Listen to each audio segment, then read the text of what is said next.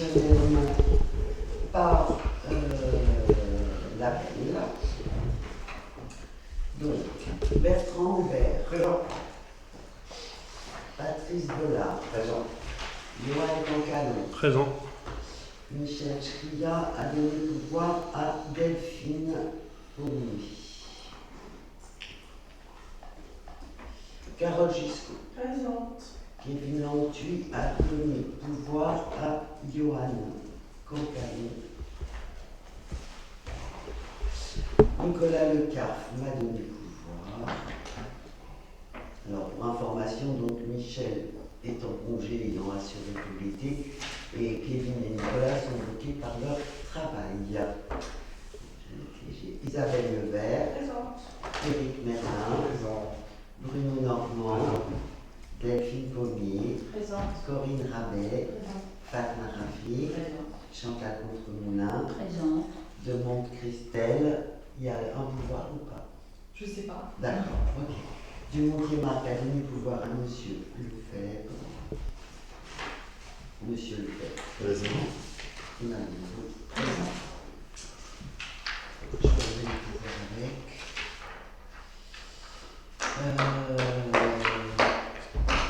Puisque tu es là, tu vas faire ce que tu as laissé. Ah, bon, alors, assez traditionnellement, nous commençons ce conseil municipal par l'approbation du procès-verbal du précédent conseil municipal qui vous a été envoyé avec la note de synthèse. Y a-t-il des remarques sur ce... Oui, sur la première ligne, c'est écrit 22 avril 2024 au lieu du 11 juillet 2024. Exact. Voilà. Merci beaucoup. Ça sera corrigé dans l'envoi. Y a-t-il des votes contre, des abstentions? Je vous remercie. Alors, nous avons un certain nombre de conventions à passer, et notamment parce que nous souhaitons remettre petit à petit en ordre les conventions passées avec les différentes associations qui utilisent des salles dans la commune. Donc là, nous commençons par quelques associations et puis à chaque conseil, on pourra se remettre à jour les autres conventions, certaines datant ou certaines étant avec une convention où les choses ont un peu bougé. Donc je pense qu'il faut remettre ça à peu près au propre. Donc, le judo club qui, jusqu'à juin dernier, proposait aussi des activités de training, de renforcement musculaire et de taïso, a décidé en fait de créer une seconde association pour les activités que je viens d'énumérer et de garder l'association du judo que pour le judo. Et donc, il demande l'utilisation du gymnase avec un certain nombre de créneaux, et ce qui a permis de relire justement un peu les conventions, de se remettre à jour sur les conventions, et donc de leur proposer une convention. Alors, on vous a envoyé un peu tardivement, parce que j'ai mis un peu de temps à la relire exactement. Il n'y a rien de particulier dans cette convention, ce serait évidemment qu'il est demandé de respecter le matériel, de respecter l'endroit, d'assurer via l'association l'activité qui a lieu, de rappeler que le gymnase est un lieu où on fait du sport, voilà, c'est mieux de le dire. Que tout le matériel stocké est sous leur responsabilité pendant la période d'utilisation, et que évidemment les activités organisées doivent être encadrées avec des personnes qui ont les bons diplômes. Voilà globalement ce que ça dit. Ça dit aussi que c'est mis à disposition gratuitement. La contrepartie, c'est qu'il y ait une attention particulière et sur la lumière et sur le chauffage, et que par ailleurs, il n'y a évidemment pas le droit de sous-louer quelque chose que l'on met à disposition. Voilà globalement ce que dit cette convention et nous la reproduirons avec le judo, si le foot l'utilise avec le foot, etc. Au fur et à mesure. Y a-t-il des questions? Oui, en comparaison avec celle pour la RPA, en fait, il n'y a pas de demande de nettoyage en fait, de la salle après utilisation, ce qu'il y a dans l'autre convention. Oui, alors non, parce que là, comme le gymnase est beaucoup utilisé par l'école, et qu'en général les associations arrivent après les créneaux horaires, en fait, on prend en charge le ménage parce qu'on ne peut pas savoir, si vous voulez, de qui est la responsabilité de la salissure de la salle. Okay. Donc c'est pour ça. Autant là-haut, on sait à chaque fois dans quel créneau il n'y a que, là il y a beaucoup d'écoles. D'accord. Et puis par rapport au jour, en fait, je me demandais le mercredi après-midi si par rapport au centre de loisirs, ça ne posait pas de problème. Alors en fait, l'AGLO n'a pas souhaité faire rentrer le gymnase dans la convention qui nous lie. Ah oui, parce qu'avant c'était le temps. Ben oui, mais financièrement, là, ils n'ont pas souhaité. D'accord, c'est pour ça. Donc ils ne l'utilisent plus en fait. Bah, ils ne l'utilisent plus ou ils l'utilisent en fin d'après-midi. Enfin voilà, il y a des. Oui, c'est juste l'intervenant sportif sur le plan scolaire. C'est ça. Et puis les stages, par contre, la convention pour le gymnase existe sur les stages sportifs organisés par l'AGLO. Oui, sur les temps de vacances, ils organisent des stages sportifs. Et là, pour le coup, ça c'est rentré dans la convention financière. Ah, c'est pour ça, parce que je me demandais en fait pourquoi. Et ils peuvent organiser leurs stages sportifs. Et la demande que j'ai faite, comme tous ces personnes-là se connaissent, c'est que si sur les temps de vacances scolaires, il y a un club sportif qui souhaite organiser un petit stage sportif, l'AGLO est prioritaire pour le centre de loisirs et les clubs viennent compléter les créneaux disponibles. Voilà, c'est ça. C'est bien. Exactement. Donc là, par exemple, ils nous ont posé une demande pour les prochaines vacances, si je ne m'abuse, mais ça a été vu avec l'éducateur qui encadre le stage sportif de l'AGLO, et ils se mettent sur une journée où il n'y a pas de stage sportif. Bah oui, comme ça, il n'y a pas de problème. Non, oui. Puis on va essayer comme ça d'avancer avec chaque association. Y a-t-il des votes contre, des abstentions? 2 abstentions. Je vous remercie. Ah oui, excusez-moi, j'ai oublié de continuer. J'avais. Ouais, peut-être qu'à la fin, on va rappeler. Alors, de la même façon, donc, nous avons été sollicités par une nouvelle association, l'association Rama Yoga, qui jusqu'ici dispensait ses cours au Vaudreuil, dans une salle dont ils ont appris le 27 août qu'elle n'était plus mise à disposition et que donc il ne pouvait plus y avoir accès. Donc la dame est venue me rencontrer, on a passé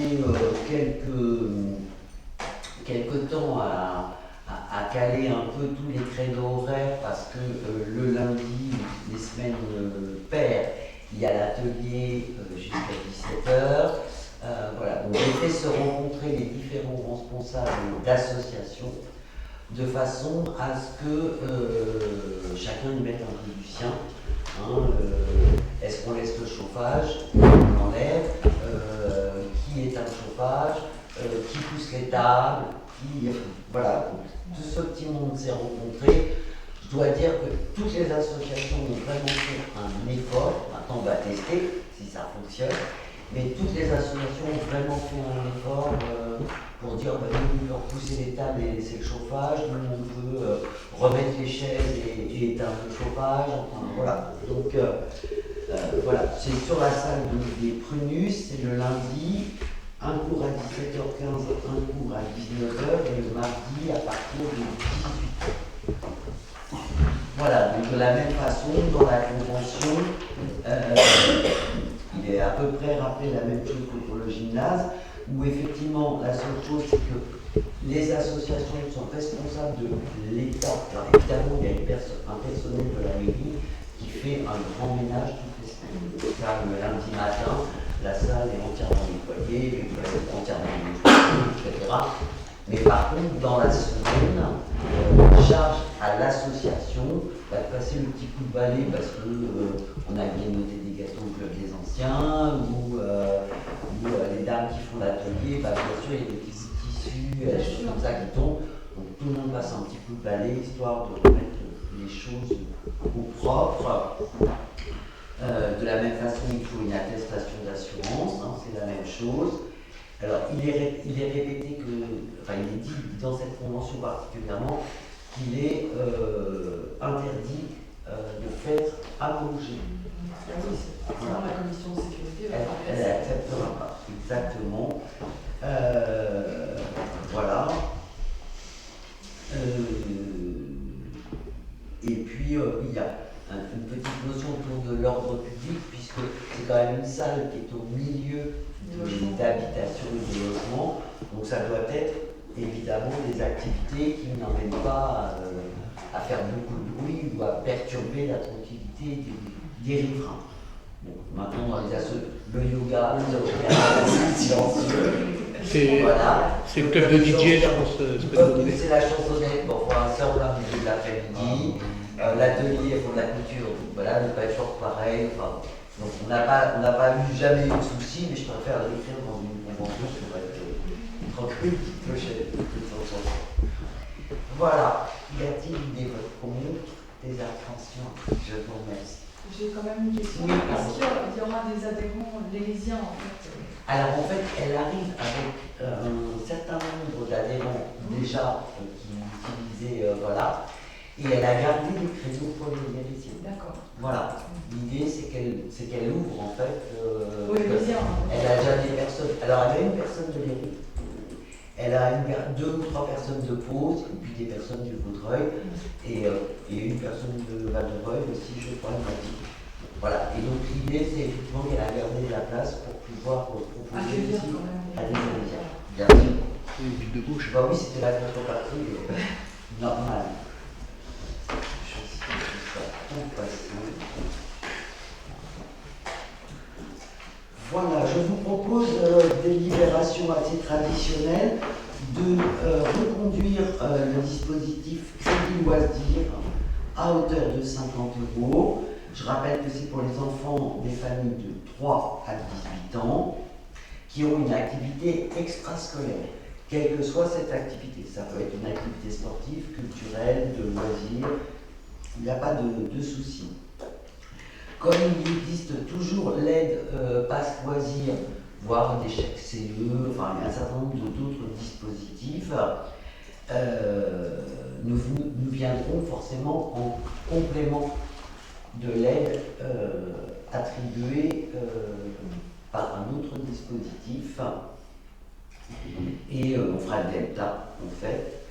Et les papiers à fournir sont toujours les mêmes, hein, pour justifier d'habiter à Léry, il y a un livret de famille, l'attestation paiement-carte du mois d'août, la facture acquittée de l'association sportive, et puis un RIB pour pouvoir verser. Oui, et éventuellement pour les voyages scolaires des enfants qui n'auraient pas bénéficié, est-ce que ça peut encore marcher ou pas? On l'a pas dans...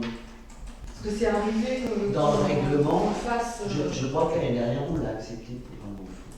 Ouais, parce que des fois, ça peut rendre service à des familles en difficulté, qui ont des voyages scolaires qui dépassent. Si elles n'ont pas fait de demande pour un club, oui, ça peut rentrer là-dedans. Et je crois que l'année dernière, il y a eu un cas, effectivement, d'une famille qui a posé la question et nous a dit oui. D'accord. Voilà, donc je vous demande d'approuver les conditions d'attribution des crédits loisirs, comme tous les ans. Il y a des votes contre, des abstentions. Je vous remercie. Et nous avons enfin notre convention de mise à disposition des polices municipales. Voilà. Alors, nous avons en fait deux conventions à voter. La première, c'est donc une convention directement entre communes, Pau, Léry et Val-de-Reuil, avec la police municipale donc, de Val-de-Reuil au profit des communes de Léry et de Pau. C'est une expérimentation dans le sens où on a une durée d'1 an qui sera renouvelable 2 fois. Et dans laquelle nous avons mis un certain nombre d'outils, et notamment le fait d'avoir un rapport mensuel de cette police municipale et d'avoir ce qu'on appelle un COPIL, un comité de pilotage, entre les 3 communes en présence de la gendarmerie, de la police nationale et de la police municipale pour, j'ai envie de dire, adapter le système au fur et à mesure des besoins. Si vous avez lu la convention, vous vous rendez compte qu'on est sur des missions qui sont les missions un peu traditionnelles, hein, de bon ordre. Si on fait une manifestation, s'il y a un grand rassemblement ou une installation illégale de voyage, la tranquillité publique, c'est l'application des arrêtés municipaux et préfectoraux. La sécurité, c'est la lutte contre la délinquance, l'infraction routière et la mise en fourrière. La lutte aussi contre les dépôts sauvages. Et puis, il peut y avoir des missions ponctuelles, et là, en lien avec la gendarmerie nationale, de contrôle routier ou voire d'opérations antidrogue. Voilà. Ça, c'est le cadre général qu'on s'est donné. Ensuite, moi j'ai rencontré évidemment plusieurs fois qui a évoqué les responsables de la police municipale en présence du DGS de Val-de-Reuil et du maire de Pose. Il est clair que les missions attendues à Léry ne sont pas tout à fait les mêmes qu'à Pose. À Pose, ils ont beaucoup de problématiques du fait de la proximité de la base, avec du stationnement sauvage, avec des gens qui ne peuvent pas sortir de chez eux, parce que les gens sont garés n'importe comment devant le portail, etc. On peut avoir des problèmes de stationnement, mais ils sont quand même un peu moins fréquents. Voilà. Par contre, on peut avoir des petits problèmes de voitures ventouses. Un certain nombre existent sur la commune aujourd'hui et le système est devenu compliqué avec la gendarmerie nationale. En fait, maintenant, c'est l'État qui paye. Donc comme il ne faut pas dépenser dessus, ils ne viennent pas les chercher, il faut qu'ils les dessous. Donc ça n'arrive pas à les faire enlever, c'est quand même très embêtant. Moi, je sais, par exemple, j'ai sollicité la gendarmerie par rapport à la circulation sur le parking de l'école parce qu'il y a eu pas mal de remontées de dysfonctionnement. Clairement, ils me disent que ils ont le temps, pas le temps. La police municipale peut être présente une fois par semaine, à des jours différents, sur le parking. Je pense que la vue de l'uniforme va un peu inciter les gens à se garer correctement et à arrêter de faire. Voilà. C'est plus la notion de prévention et de dissuasion. Alors, ce qui est important et ce qui est dit dans cette convention, c'est que en aucun cas un habitant ne peut appeler la police municipale. C'est vraiment que la fonction du maire ou d'un adjoint d'appeler pour une problématique particulière. Si les gens ont un souci, ils continueront à appeler la gendarmerie. Peut-être que la gendarmerie appellera la police municipale en disant écoutez, nous on est, en brigade à Gaillon et on n'arrive pas à répondre, est-ce que vous pouvez vous déplacer? Et dans ce cas-là, ils se déplaceront. Mais en aucun cas, ils ne répondront à une injonction d'habitant. Je crois que c'est important parce que sinon, les gens, comme ils n'ont pas forcément toujours des réponses de la gendarmerie, ils vont noyer la police municipale d'appel. Donc, je pense que c'est important de l'écrire comme ça. Ce qui n'est pas dit dans cette convention, c'est la présente convention entre en vigueur à compter du. Alors, nous la votons le 3 octobre.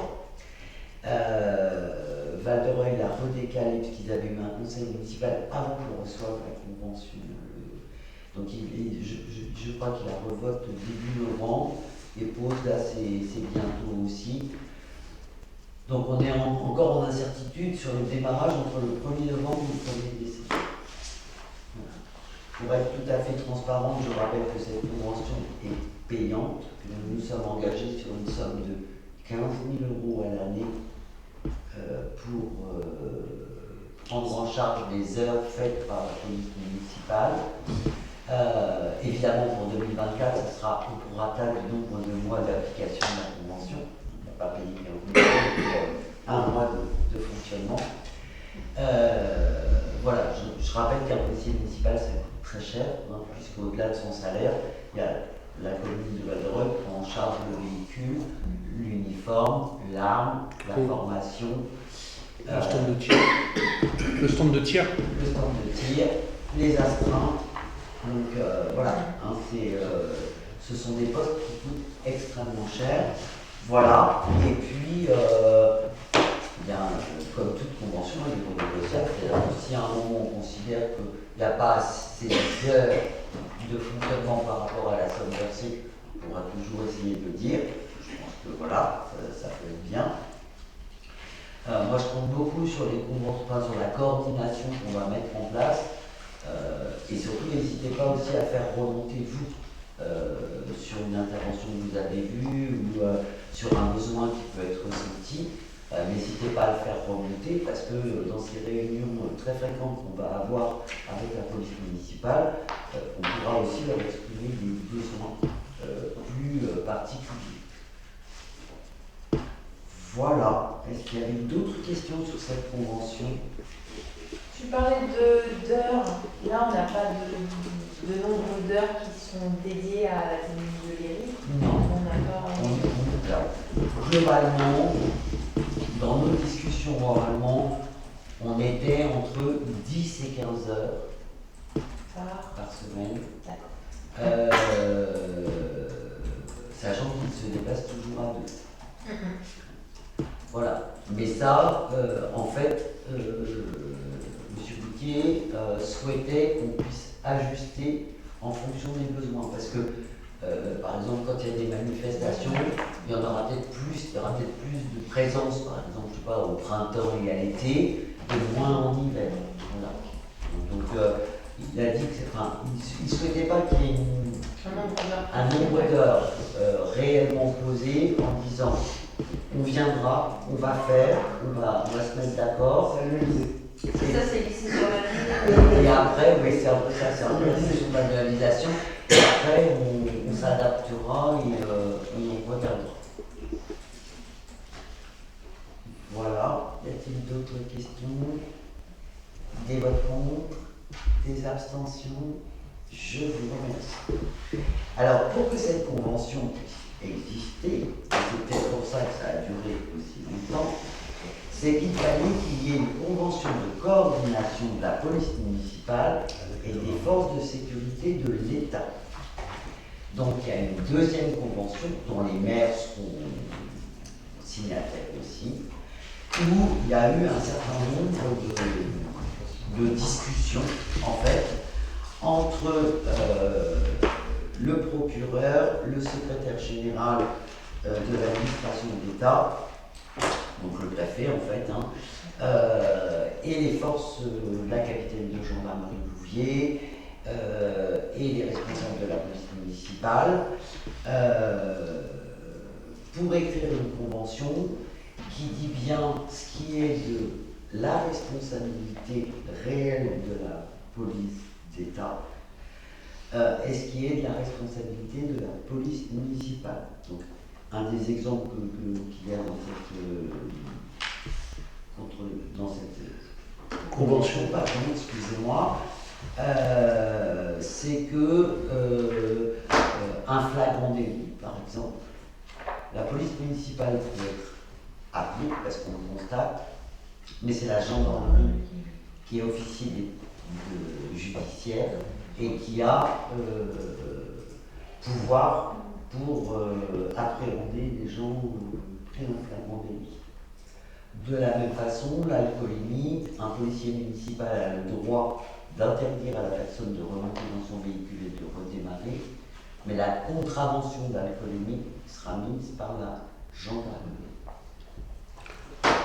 Après, il faut voir avec Bruno Retailleau, parce que ça risque de changer. C'est vrai, c'est vrai. Ben, ils peuvent en mettre sur la carte de Val-de-Reuil, mais nous, on n'a pas de système encore. Ça, on le regarde au fur et à mesure. Voilà.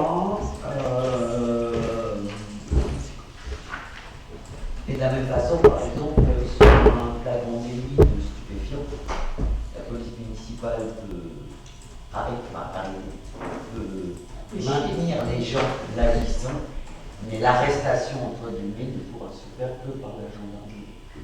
Alors après, quand ils appellent, en général, les policiers municipaux, les gendarmeries arrivent très vite parce qu'ils savent que s'il y a un cas d'urgence, c'est évitable. Voilà, donc cette convention, c'est cette convention-là qui a été longue à faire, parce que l'autre, on l'avait écrite depuis un bon moment. Et nous avons eu beaucoup de chance parce qu'elle devait être signée par le préfet. Je vous rappelle que le préfet nous a quittés, que le nouveau n'a pas été nommé. Et donc, le secrétaire général de la préfecture a eu le droit de la signer. Voilà. Sinon, je crois que nous y serions encore. Voilà, y a-t-il des questions? Alors, ce que je vous propose, c'est que je reviendrai vers vous régulièrement en fonction du contenu des copies. Pour justement, vous n'hésitez pas à faire remonter tel ou tel problématique, peut-être la police municipale, et moi je verrai avec eux s'ils peuvent intervenir. Et à l'inverse, ce qui pourra se dire dans les copies sur notre fonctionnement et sur leurs interventions, sans nommer les personnes bien évidemment, mais on pourra aussi vous redonner des éléments d'information. Je pense que c'est aussi cet ajustement entre nous qui peut nous permettre de faire évoluer la convention, le nombre d'heures si nécessaire, ou les modalités même d'intervention par exemple. Voilà, donc il ne faudra pas hésiter à ce qu'on ait un aller-retour entre nous là-dessus pour pouvoir mieux s'en parler. Donc sur cette deuxième convention, alors entre la police municipale et la gendarmerie, donc il nous faut voter. Y a-t-il des votes contre? Des abstentions? Je vous remercie. Encore une convention, mais que nous connaissons maintenant assez bien, c'est la convention AXA. Il y a 3 ans maintenant, le groupe AXA Assurance était venu nous rencontrer en nous proposant un partenariat avec la commune. Ils le font dans beaucoup de communes. Dans le monde, c'est sur 37 communes, je crois. Pour en fait proposer une étude gratuite à des potentiels bénéficiaires sur leur mutuelle, leur prévoyance, dépendance et obsèques. Et si la personne décide de prendre une des garanties qui leur est proposée, c'est sur la seule volonté, c'est-à-dire que nous n'intervenons absolument pas au titre de la mairie sur les discussions qu'ils peuvent avoir avec les gens. Et par contre, normalement, ça fait gagner 20% sur le tarif normal aux personnes. Donc en 2023, c'était 30 personnes qui ont changé de mutuelle, qui ont pris un contrat, dépendance, obsèques, etc. Après, moi, je ne connais pas les contenus, je n'ai pas à connaître ni les noms ni les contenus, bien évidemment. Et en 2024, c'était 6 personnes. Donc, ils sont venus me voir pour me demander si je pouvais faire une 3e année de recherche d'usagers potentiels. Moi, ça ne me dérange pas. Je n'ai pas eu de retour négatif de la part de personnes qui m'auraient dit oui, ils sont arrivés chez moi, on m'a un peu forcé la main, etc. Il n'y a pas eu. Il y a un délai de réflexion comme toujours, et la première année, sur les 30 personnes qui ont changé leur contrat, ils avaient eu 35 devis, entre guillemets, de fait, et il y a 5 personnes qui, au dernier moment, m'ont dit, en fin de compte, on ne signe pas. Mais ça, je le sais qu'en fin d'année, vous voyez, il n'y a pas du tout d'intervention là-dessus. Et donc voilà, ils proposent de refaire une année supplémentaire. Donc c'est une convention très simple. Et la seule chose, c'est que si les personnes ne souhaitent pas que AXA vienne à leur domicile, nous mettons un endroit à disposition dans la maison pour que ce soit un lieu neutre et que les gens ne se sentent pas envahis chez eux. Voilà.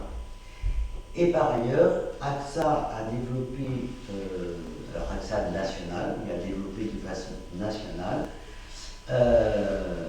deux éléments supplémentaires qu'il nous propose.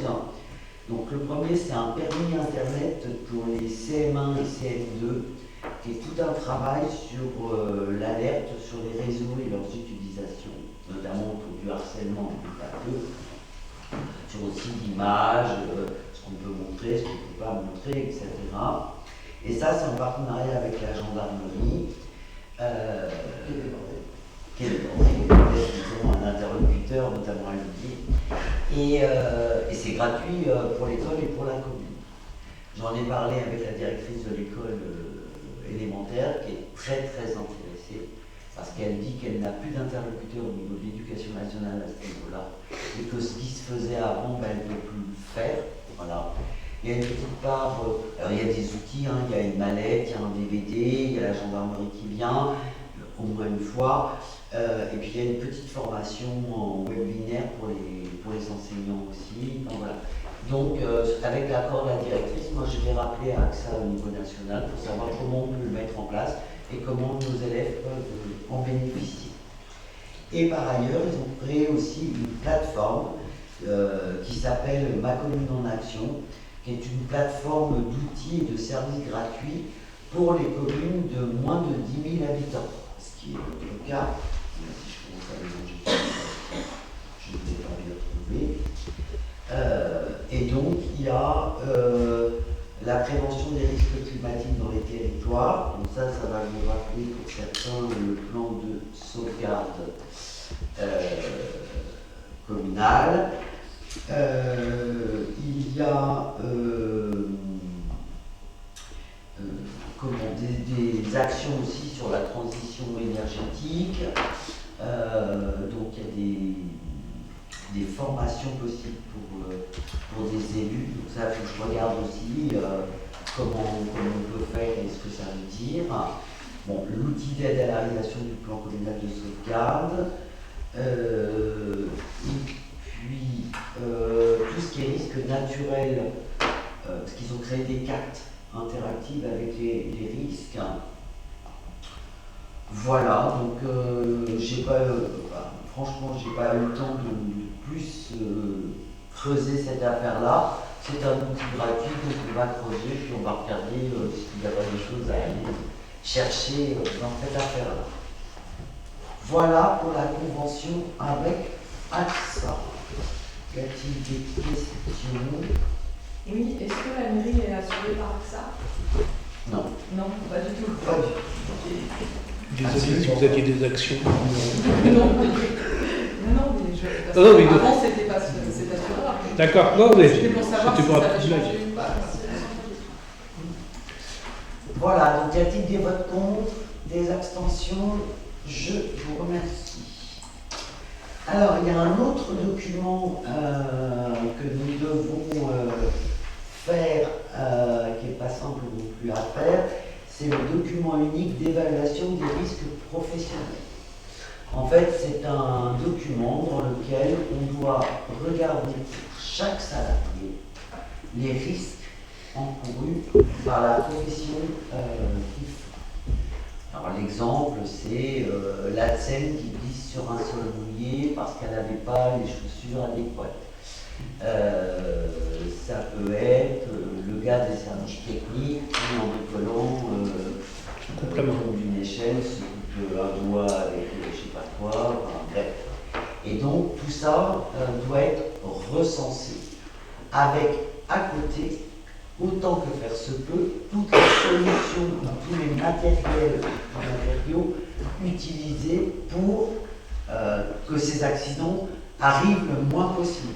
Je ne dis pas jamais parce que malheureusement, voilà, non mais l'accident c'est toujours un accident. Mais voilà, on est censé recenser et trouver les solutions. C'est un travail qui est assez long, qui est assez compliqué à faire, et surtout, même collectivement, on ne penserait pas à tout. Donc en fait, le centre de gestion a proposé, dans le cadre de sa mission d'assistance aux collectivités, une intervention pour accompagner les communes à la réalisation de ce document numérique.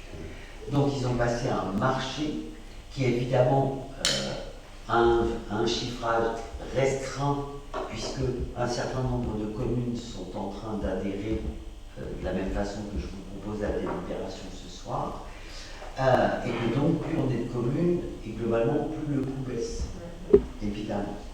et que comme c'est lié au centre de gestion qui maîtrise vraiment ces outils-là, on aura vraiment un accompagnement pour écrire ce document unique et avoir déjà des cadres faits, des soucis déjà répertoriés, etc. Et qu'on n'invente pas l'eau chaude alors qu'elle existe déjà. Voilà. Donc ce que je vous propose, c'est de rejoindre ce groupement. Le centre de gestion donc, sera coordonnateur du groupement et c'est lui qui passera en fait le marché public afférent pour l'accompagnement des communes. Voilà. Donc, on saura le prix que quand on... Ben oui, quand le marché sera fait. Oui, tout à fait. Je vous avoue que comme c'est un document obligatoire qui va bientôt vous être rédigé, c'est même étonnant qu'il soit pas déjà obligatoire Bah, dans les entreprises. Déjà... en fait, il l'est, mais il y a eu un délai de redonner aux communes parce que il n'y avait pas forcément la compétence en interne. Dans une petite commune de 300-400 habitants, la secrétaire numérique qui fait 3 postes, vous imaginez qu'elle peut pas écrire 3 documents uniques sur 3 communes différentes. Enfin, donc voilà, c'est pour ça qu'ils ont laissé un peu de délai pour que l'écriture soit faite. Y a-t-il des votes contre, des abstentions? Je vous remercie. Encaissement de chèque. Et puis ceux-là, je veux bien les encaisser. Voilà, donc en fait, NJ nous a reversé un excédent de versement sur les factures. Donc, un chèque pour un montant de 864,80 € et un chèque pour un montant de 11 848,46 €.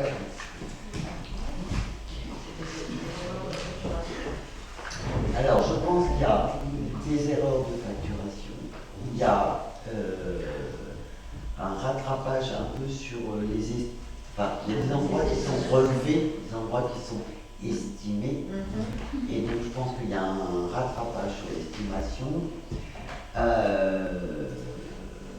Je pense aussi que c'est vrai qu'on a demandé beaucoup d'attention à tout le monde par rapport aux lumières, par rapport au chauffage, etc. Est-ce que l'attention de tout le monde a permis aussi de faire quelques économies? Alors, pas là-dessus, parce que tout ce qui est éclairage public, c'est un autre mode de... Ouais, et donc on n'a pas... voilà. Alors, quand même, sur l'éclairage public, on commence à avoir...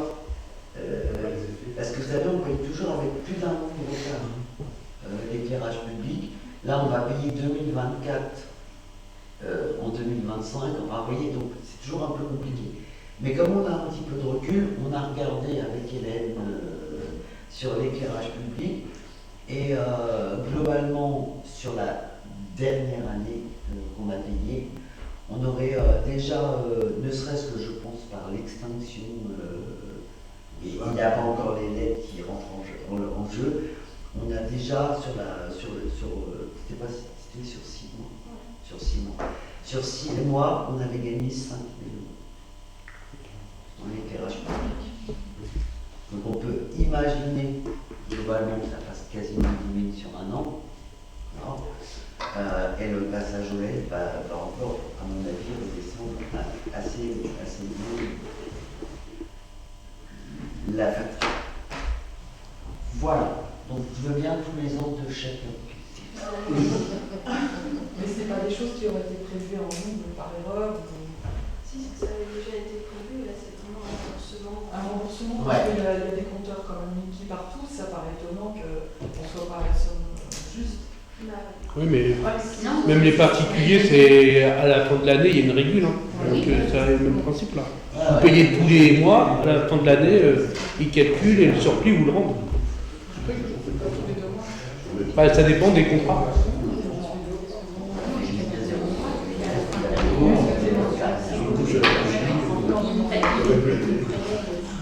Est-ce que quelqu'un est contre l'encaissement des chèques? Non. Pour vous rassurer. Alors, puisqu'on parle d'argent, je continue.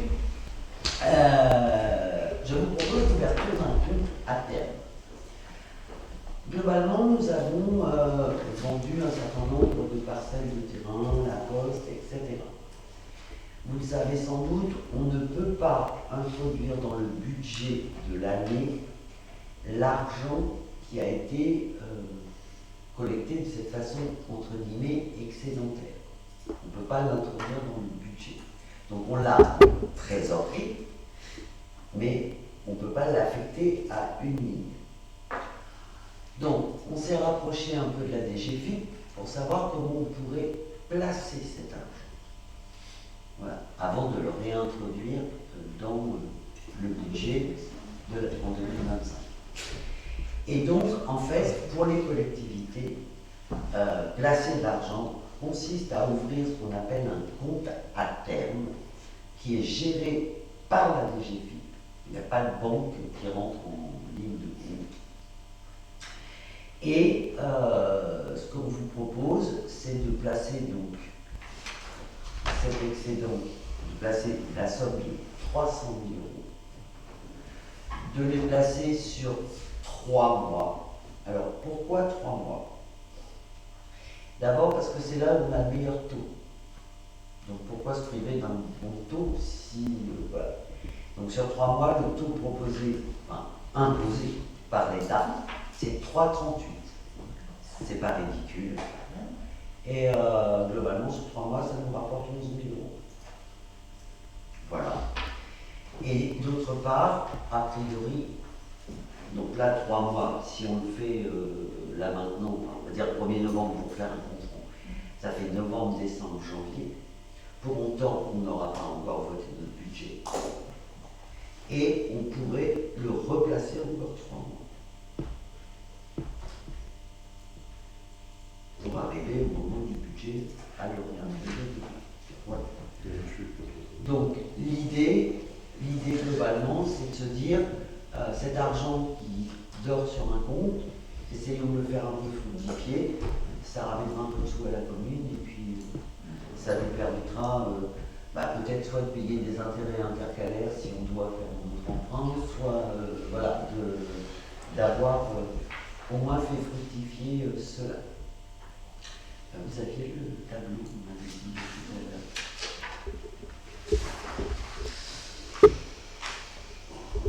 Alors, un mois, ça rapporte strictement rien, je vous le dis tout de suite. Non, je vous dis des bêtises. 3 mois, c'est 3,52%. C'est plus. Ouais.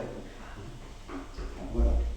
Et après, quand vous laissez plus longtemps, on redescend à 3,38, 3,25, 3,15, etc. Donc là, on s'est dit 3 mois, c'est bien. Et puis, on le repassera si besoin. Voilà, si c'est nécessaire. Si vous choisissez le mieux. Mais si on met 3 mois après ces 3 mois-là, on passe pas autour des 6 mois. Alors ça, on n'a pas la réponse. On n'a pas réussi à avoir la réponse. Il faut le déplacer pour le repasser. Oui, sans doute. Il faut le récupérer et le remettre. Et on mettrait les 300 000 plus les 11 000. Ah ça, je ne sais pas trop. Tu veux Non, mais je ne sais pas très bien. Global. Ça se base avec un badge nous à l'autoroute, mais Non, je ne sais pas vous répondre parce que quand même, les annonces pour les collectivités sont pas bonnes. Vraiment pas bonnes. Hein, là, il y a 2 articles qui viennent de sortir dans le journal des maires. Un où la Chambre des comptes dit qu'il faut absolument réduire de façon drastique les personnels dans les c'est ça, on ne déjà pas assez long. Puis nous, les départs à la retraite, on les remplace pas poste à poste. Alors, je ne sais pas comment on va faire, mais bon, voilà. Et puis, clairement, on va avoir une dotation qui risque de placer sur. Donc, c'est intéressant Demander maintenant avant que. pour faire ouais, des choses. et c'est pour ça que je ne sais pas répondre en fait si on replace ou si on ne replace pas, etc. Et je ne veux pas prendre de risque au-delà de 3 mois, parce que si les annonces se confirment de vraiment plus sombres, je pense que c'est de l'argent dont on aura besoin. Voilà. Donc, Oui, il vaudra mieux le récupérer que d'emprunter. bien sûr, bien sûr. Donc vraiment là pour le coup, On va jouer la montre et on va jouer mais en même temps la prudence, pour savoir à quelle sauce on est mangé au fur et à mesure. Voilà, y a-t-il des autres questions? Des votes contre? Des abstentions? Je vous remercie. Alors, une histoire très vénitienne. Vraiment très vénitienne. La parcelle D1333, qui fait donc 12 mètres de large sur 100 mètres de long. Hein, c'est ça? C'était facile à faire 1333 mètres carrés, c'est la parcelle D 1333. On la place aussi, non? Non, on la place pas. Alors, cette parcelle, historiquement, a été donnée à la commune à une époque lointaine où le CCAS s'appelait le Bureau des biens prisonniers.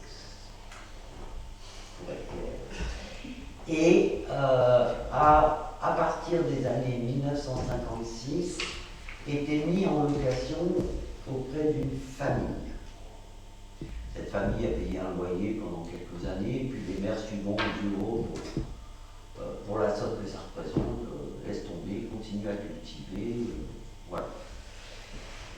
Sauf que 1956 à 2024, je vous laisse calculer, le monsieur qui s'occupe de ce terrain et qui le cultive toujours, son fils maintenant, n'est pas loin des 85 ans, et nous avons été alertés par un membre de la famille que les héritiers potentiels allaient faire jouer la prescription de la préemption de Et le terrain est à la commune. Oui. Oui, ça fait 30 ans qu'il. Et donc nous nous sommes rapprochés. C'est pas très sympa. Non, c'est pas sympa. Nous sommes Rendre rapprochés. service, et puis voilà, on va appeler quelque chose, et puis après réclamer, c'est à nous. Nous nous sommes rapprochés du notaire qui nous a confirmé qu'effectivement nous avions ce risque important.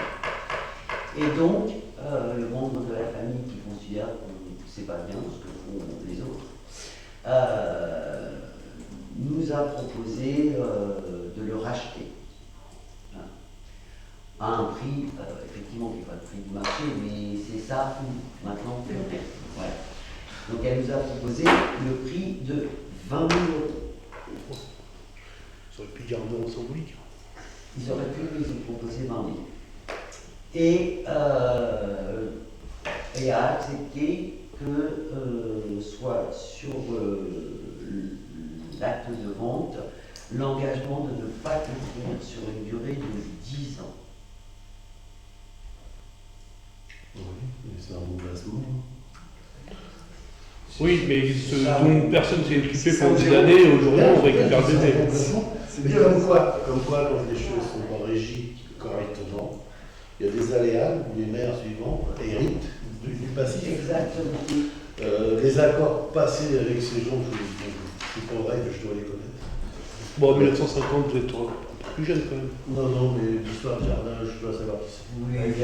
Tout le monde sait que je ne peux pas dire. Je pense qu'il y en a un peut-être qui n'est pas d'accord avec eux parce qu'ils ne sont pas spéculateurs, puis ils pensent que pendant des temps d'années, ça a bien rendu service à leur famille, de pouvoir jardiner, récupérer des récoltes, qu'ils en ont profité. Je ne sais pas si les maires ont été payés en carottes ou en betterave. C'est les héritiers qui veulent. Oui, justement, c'est pas très sympa. Non, c'est pas sympa, mais ce qui est sympa, très sincèrement, c'est qu'un des membres de la famille soit venu nous payer. Parce que moi, très sincèrement, je ne savais même pas que cette parcelle appartenait à la Moi, commune. je pense que c'était Non. depuis le temps. Bah, voyez, moi aussi. Hein. Et par contre, la surface sur le cadastre, j'ai pas la même surface. Pour cette parcelle-là, j'ai 1130 mètres carrés sur le service des cadastres. D'accord. Alors, de toute façon, la personne prend aussi en charge Les frais. les frais de géomètre.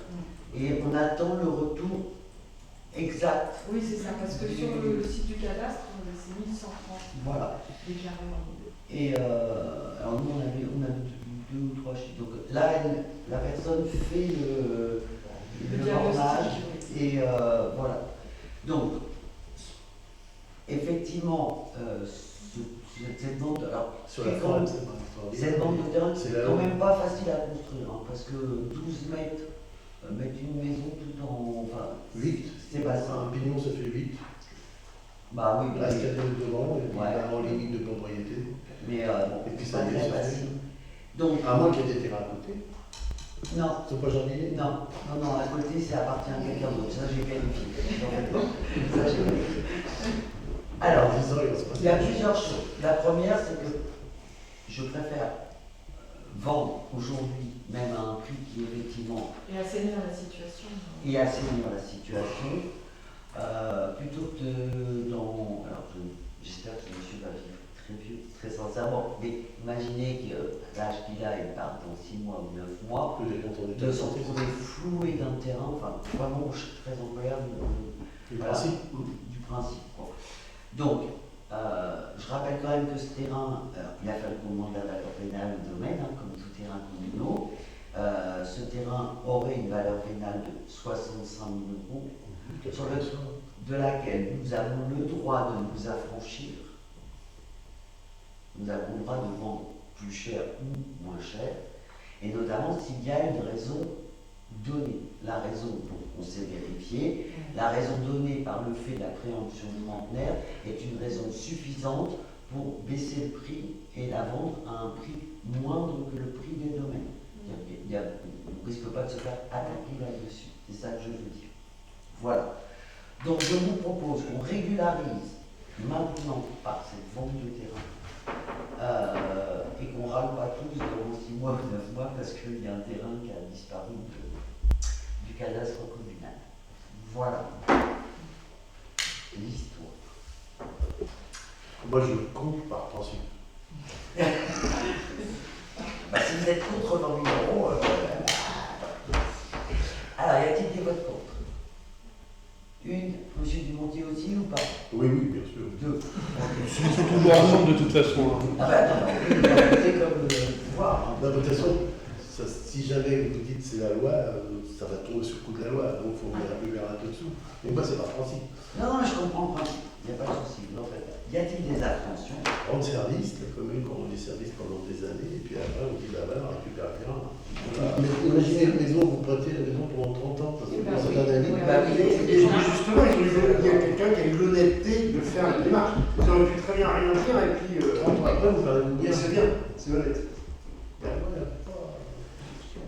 Pas très sympa pour les Bah, propriétaires. Je suis d'accord. Pas les propriétaires, les futurs propriétaires, ils sont locataires, je pense. À titre gratuit. À titre gratuit. Locataire à titre gratuit, ça c'est pas mal. Le compteur d'eau est à toi, le compteur EDF, et tu ne payes pas le loyer. Enfin, la dernière délibération. Alors, c'est une délibération que nous avons déjà prise, qui concerne donc les terrains à l'entrée des lignes, sur la vente des terrains, l'achat par la commune puis la vente à Nexity, d'un certain nombre de parcelles, sauf que, comme nous avons pris la délibération il y a plus de 18 mois, alors que les choses commencent à se concrétiser et que nous avançons tout doucement vers un accord et au moins la signature d'un compromis, il fallait, notre délibération n'était plus valable parce que le prix des domaines n'était plus à jour. Il avait plus de 18 mois. Donc nous avons redemandé un avis des domaines avec, alors, plutôt une bonne nouvelle, c'est que, vous vous rappelez, il y a des terrains État, et puis il reste une petite parcelle, le PFN en plein milieu. Quand nous avons racheté les terrains EPFN en face, dans la rue Verdun, nous avons acheté des terrains hors taxe, donc où il y avait une TVA. Donc, là, c'est la petite parcelle qui est à 5 000 € et une parcelle EPFN, donc en fait, elle ne nous coûtera pas 5 000 €, mais elle nous coûtera un peu plus quand on va la racheter.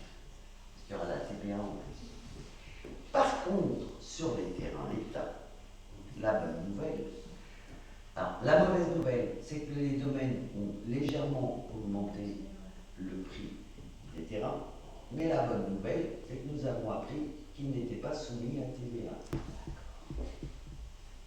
Et que globalement, l'augmentation était largement absorbée par le fait qu'on ne paie plus de TVA dessus. Donc en fait, ça veut dire que nous rachèterions, parce que le BFM ne vend pas au-dessus du prix des domaines. Il vend à la dernière estimation du prix des domaines. Et donc ça veut dire que nous rachèterions ces terrains-là pour 96 000, parce que les 5 000 euros de la petite parcelle, il faut rajouter la TVA. Et que donc, ce qu'on vous demande d'approuver ce soir, c'est le fait qu'avec ce nouveau prix des domaines, vous approuviez la cession des parcelles nommées, je les relis pas toutes, à NetCity pour 700 000 euros. En fait, c'est le même prix qu'avant, Oui. même si le prix a augmenté. Alors, c'est le même prix parce qu'entre-temps, ils ont pris 1 million de foulées archéologiques.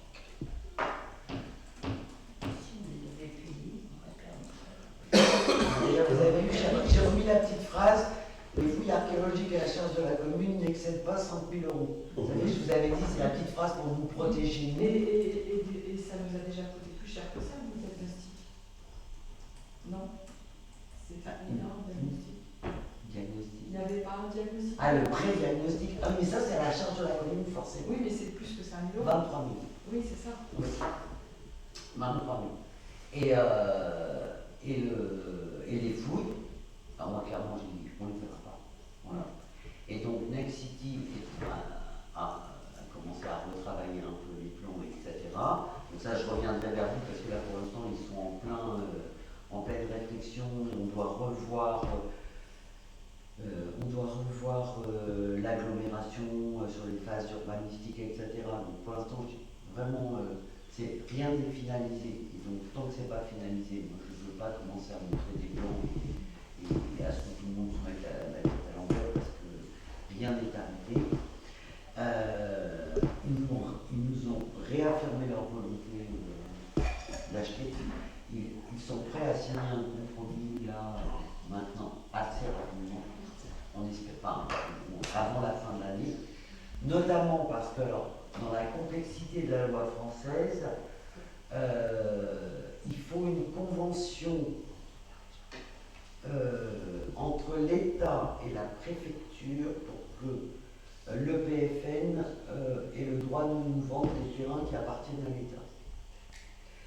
Que cette convention était caduque, qu'elle a été renoncée et qu'elle est arrivée il y a quelques mois, il y a 2-3 mois peut-être, enfin, mais que par contre elle a une durée de vie relativement limitée. Et la durée de vie, c'est avant la fin de l'année 2024. Donc globalement, dès que Next City nous dit on signe le compromis, pour signer un compromis, il faut que nous soyons propriétaires du terrain. Ce qui veut dire que nous rachetons ces terrains en novembre. Voilà, en novembre, peut-être, je ne sais pas, fin octobre, début novembre, 15 novembre, je ne sais pas encore. Nous allons les racheter. Nous allons pouvoir signer un compromis de vente dans lequel Next City s'engage à faire les fouilles et les diagnostics hydrologiques, etc., prennent en charge le bornage,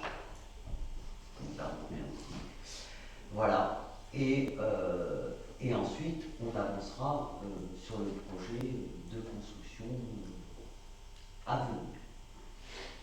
Voilà, donc on repasse simplement la délibération parce que le prix des domaines a changé et qu'il doit être, par rapport à la signature d'un compromis, ça doit être le dernier prix valable des domaines qui doit apparaître dans la délibération et donc dans le futur compromis de vente.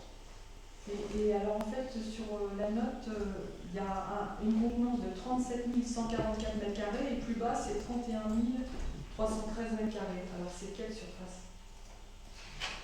Sur la dernière page de la note que vous avez envoyée.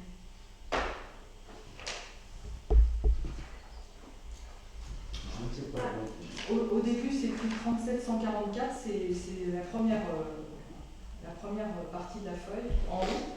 Et C'est parce que, je peux me permettre, Oui, c'est bien parce sûr. qu'en fait, c'est issu de la parcelle et j'ai redivisé les deux. D'un côté, il y a la parcelle qui fait 5831 et le reste 31 000. ça fait bien 37 au total. C'est ça. D'accord, c'est pour ça. D'accord. Parce que comme il y avait les deux tarifs, Oui, c'est parce que vous avez quelque chose de faire des découpages. je voulais être sûre que c'était bien le total. Oui, il y a des découpages de fait, donc je voulais remettre à chaque fois les parcelles initiales parce que nous, quand après la trésorerie vient nous voir, c'est bien d'avoir le détail de toutes les parcelles et les anciennes références cadastrales et les nouvelles, parce que sinon après on s'y retrouve pas. Voilà, on risque de confondre les parcelles. Oui, et c'est pour ça qu'à chaque fois j'ai bien laissé exactement tout le détail. Surtout que le cadastre est moins rapide que nous. Oui, ils ne sont pas à jour pour Et la ils nouvelle sont pas à parcelle. jour, voilà. Ça n'est pas, j'ai vérifié. Et donc, effectivement, il vaut mieux mettre l'histoire des parcelles pour être sûr qu'à un moment, ils s'y retrouvent dans le... Voilà. Y a-t-il d'autres questions? Sinon, on rachète, on est sûr que derrière Nexity va racheter, on ne peut pas se retrouver en disant on rachète et eux changent d'avis, c'est sûr. Enfin, je sais pas si Ils ont déboursé déjà beaucoup d'argent. c'est pas pour. Ils ont payé les architectes, ils ont payé les études, un certain nombre d'études de sol. C'est eux qui ont signé la convention avec la DRAC. Fouille. C'est pas pour se rétracter. Ça fait un moment qu'ils m'ont plus. Ouais. Oui, c'est quand même presque 3 ans qu'on est dessus, quoi. Donc, Et ils ont un engagement de ne pas le revendre à quelqu'un d'autre, même s'ils ont des difficultés financières. non, en fait, non, parce que eux, ce sont des bâtisseurs, donc c'est eux qui vont bâtir. D'accord. Donc après, par exemple, le lot social, oui, ils vont le revendre, eux, le lot social, à Logéo, par exemple. D'accord, mais pour l'instant, on n'a pas le détail. Mais ben non, parce que les choses sont en train légèrement de bouger. Moi, la seule chose sur laquelle je ne lâcherai rien, c'est toute la coulée verte qui est au milieu. Enfin, ce plan-là, pour moi, c'est le plan définitif. C'est-à-dire cette coulée verte qui démarre de la rue Verdun et qui, globalement, arrive quasiment, qui est de la rue du 11 novembre, pardon, avec comme un parc au milieu, etc. Ça là-dessus, voilà. Mais de toute façon, ils n'ont pas intérêt parce que toutes ces parties-là qui ne sont pas construites ne sont pas soumises à fouille, puisqu'elles ne sont pas construites.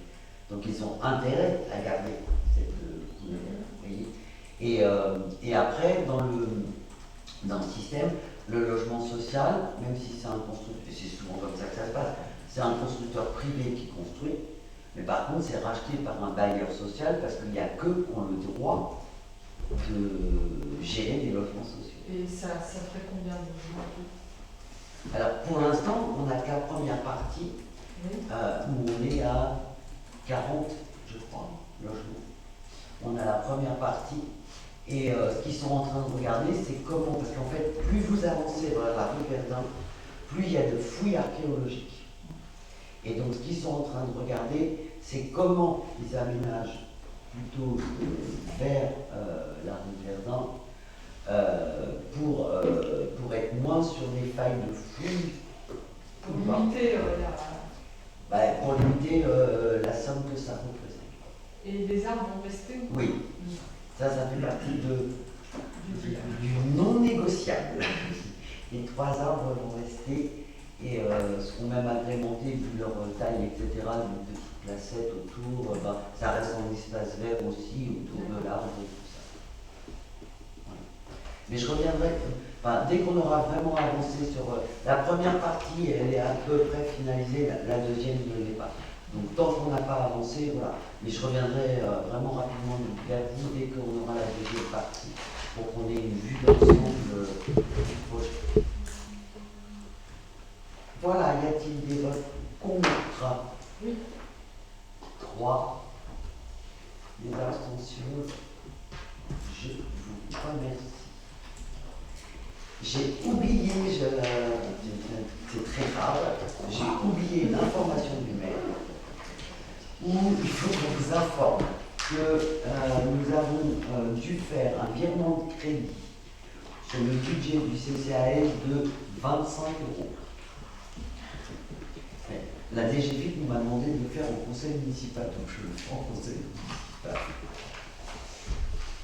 En fait, on a voulu payer avec une ligne, hein, c'est ça. En fait, c'est pour des créances douteuses et on n'avait pas prévu d'argent sur cette ligne-là parce qu'on ne s'attendait pas à en avoir au niveau du CCF, parce que les factures n'ont pas été réglées, enfin des titres de recettes que les gens n'ont jamais payés et qui datent de au moins ça. Et donc, du coup, il y en avait pour 24 € et des fois, donc, on a arrondi à 25 €. Avec le problème Voilà. mais ça, on ne sait pas quoi. Voilà. Y avait-il d'autres sujets que vous souhaitiez évoquer? Oui, pour les services techniques, j'ai vu qu'ils avaient démoli là, en fait, ce qui est les anciens bâtiments, dans les anciens services techniques. Oui, oui. Alors, ça c'est le projet des 10 maisons, domaine de la Forge. Alors, là aussi, il y a eu un permis qui a été légèrement transformé, puisque, alors, le terrain est vendu, il appartient au promoteur. Le promoteur avait déposé un projet un peu comme il est sur l'affiche là. Validé par l'AGLO, validé par le service urbanistique, validé par tout le monde. La difficulté, vous savez bien, en ce moment, par rapport au logement, par rapport à l'achat, etc., c'est que globalement, ce qui est compliqué, c'est de vendre du clé en main. Et que donc, en retravaillant avec le service urbaniste de l'AGLO, le permis est en train d'être revisité, mais c'est d'avoir l'autorisation de vendre le terrain. Alors les parcelles restent les mêmes, hein. Mais le promoteur a donc l'autorisation de vendre le terrain. Les personnes ont le droit de faire appel aux constructeurs qui le veulent.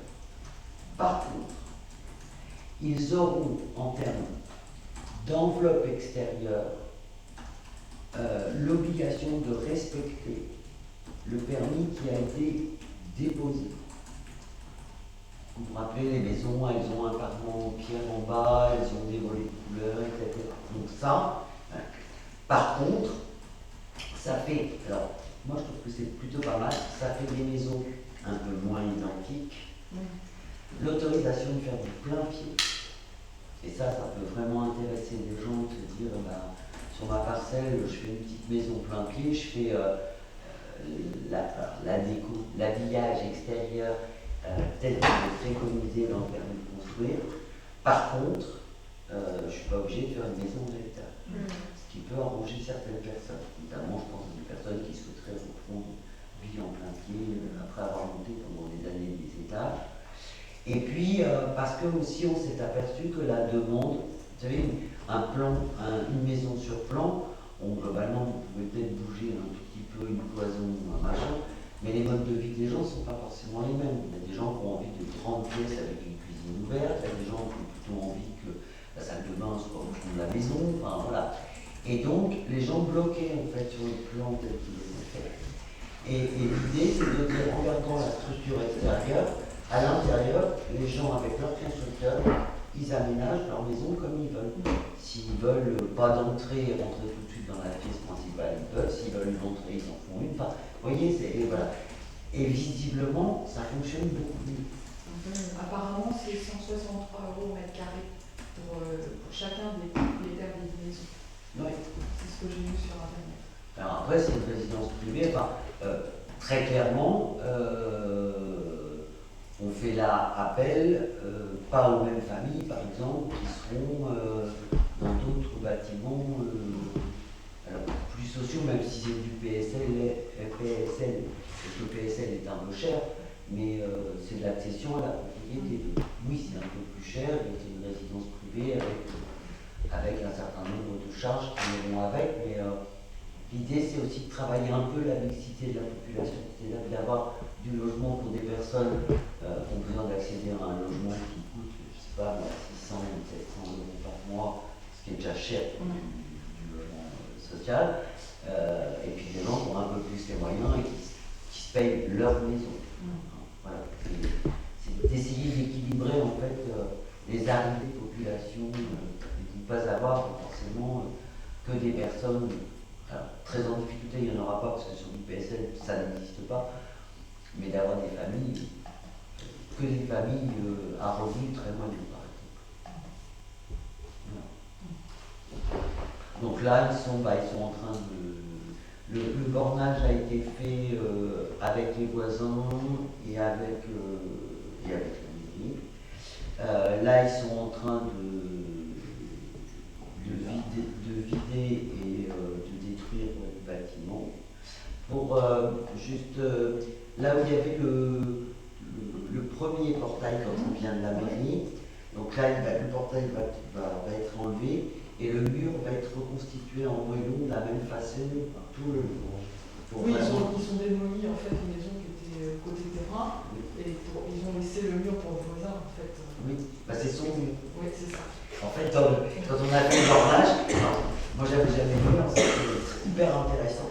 C'est avec le cadastre, avec le bornage et avec l'accord aussi du propriétaire. Donc, chez ce monsieur-là, il y aura des murs mitoyens, il y aura des murs qui ne lui appartiennent qu'à lui, il y aura des murs qui seront à la future copropriété. C'est comme ça, en fonction de l'avancée des murs, de comment ils ont été construits et tout ça. Parce que les deux premières maisons appartenaient au service technique et l'autre lui appartient et en fait il a une partie maison de l'autre côté qu'il a restaurée. C'est ça.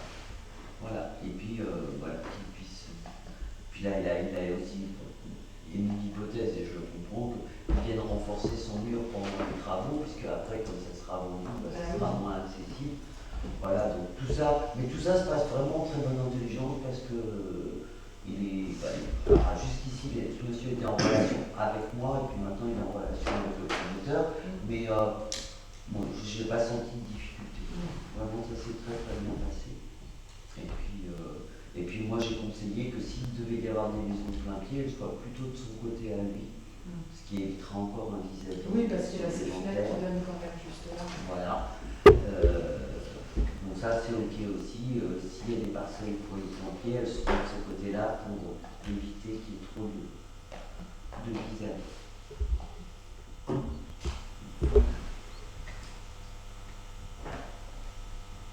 C'est bon pour tout le monde.